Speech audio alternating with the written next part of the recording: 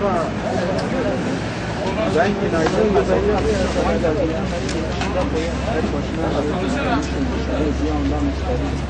ama geliyorsun sen işin yanında sıkıntı. Bir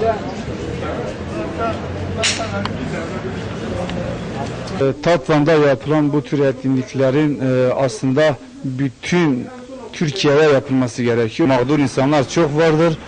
Mağdur olan insan gidip kendini kırdıramayınca ister istemez bu tür etkinliklerin yapılması gerçekten de güzel. Çünkü ihtiyaç sahibi gidiyor direkt ihtiyacını o sepetten alıyor. Adama söylemeden, dükkan sahibine söylemeden ekmeğini alıp gidiyor. İhtiyacını alıp gidiyor.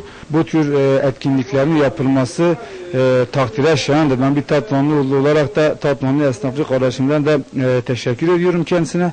Ve bu tür etkinliklerin diğer esnaflar tarafından da örnek alınmasını istiyorum. Memleketimizde böyle hayır sahibi olan kişilerin Allahu Teala daha fazla etsin. Çünkü fakirler için böyle hayırseverler daha fazla olsun ve Allahu Teala onların ecrini yükseltsin.